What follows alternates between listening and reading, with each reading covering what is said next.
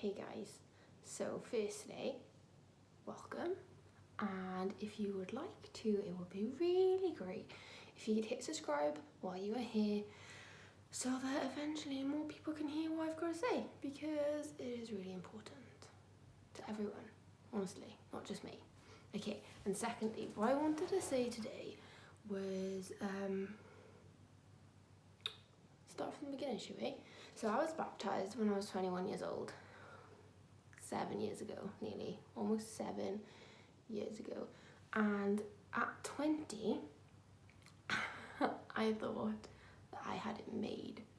Like, everything that the world would deem as a successful achievement, like I had it. I had a baby, I had a partner, a home, a job, I had friends, I had the opportunity to go on holiday whenever I wanted to, I was out every other weekend, and in reality, all those things that were supposed to bring like that, like, oh my gosh, my life is amazing, that feeling, that wasn't there, because in harsh reality, I was miserable. I was the most miserable person that you could have found. Compared to then, my life now on paper isn't all that different. Like, I've got my home, my husband, my boys. I don't have a job because, 5 boys. But my life isn't all that different, except for Christ. Like, that is the difference in my life right now. And the job I had back then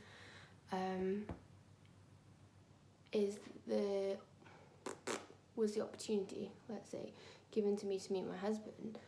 And I was so annoyed by him because I was miserable. Okay, my home was technically a prison. My relationship was the most hostile thing I've ever experienced all my life. My friends were basically just drinking buddies that came with me while I escaped reality every other weekend. And my job was a joke, okay? And I was so annoyed that I had all those things and I was so miserable. And he walked around like the happiest person in the world. And I was outraged, bewildered, because I was like, what have you got to be so happy about? Because he was still in his parents at 21. He was in uni. He only worked for like 3-4 hours a week. He's single. Anything else that I can complain against him about?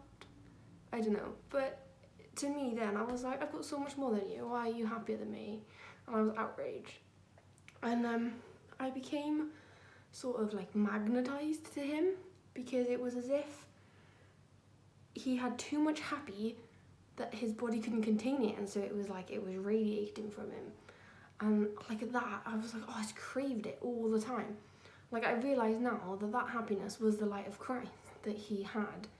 And it's that light of Christ that brings people to Christ. And I wanted it. I wanted it so badly, but didn't want Christ. And I didn't want to run off and join a religion and be a crazy religious person and pray and sing and do all the stuff that they did. And I didn't want the restrictions that came with religion. And like, it was never for me. Never. And as far as I was concerned, it was never going to be. And I don't know what happened, in all honesty, but his faith in Christ allowed me to see or get a little bit of faith in myself. And so I left that horrible hostile situation. For 2 months I had absolutely nothing. I lived with my son's father. Well, my house was being made ready, and when I finally moved in, I remember laying on the living room floor because we didn't have a sofa, and there was a towel in the window because there was no curtains, and I was just like, this is it. This is my life now, and I love it. And I was so happy, like the happiest I'd ever been in 21 years. How ridiculous is that? And I had nothing to show for it, nothing at all. And like, every time I met new people in church and the missionaries, like, they all had this like light, this radiating happiness. And in the end, long story short, I got baptised. I did. And baptism, really, what I wanted to say, is not a gateway to a life free from struggles, but the difference between then and now is the struggles are the same. I still have all the same near enough struggles. The difference is now that I'm not struggling alone, is that Christ is there with me through my struggles. And instead of chasing happiness through worldly things, I'm chasing that endless happiness that comes through Christ, because the harsh reality is that happiness ends because it's an emotion. You can't feel consistently happy because we have to feel other things. We're human. That's part of mortality. And the happiness that comes from the gospel isn't really happiness at all. It's joy, like real, actual joy. And that can then coexist with happiness because it's not an emotion. So you can be happy and have joy. You can be sad and have joy. Angry, joy. Hungry, joy. All the things, you can still have joy every single time with all of them. And so we all do, every single one of us, even those who have the gospel, need to stop seeking that happiness in things that are so temporary. Because at the end of the day, it's going to end because things end. Like nice weather ends, holidays end, gifts end, birthdays end, presents end, parties end. They all come to an end. And so will the happiness they bring. Christ ain't never going to end. He's not.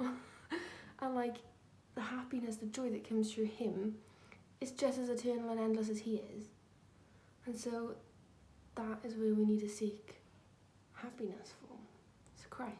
Because Christ, God, they're good. They are so good. And sometimes it's important that we just live on faith and let him be God in our lives, because they are what going to bring that joy that everyone is looking for without even really know they're looking for it.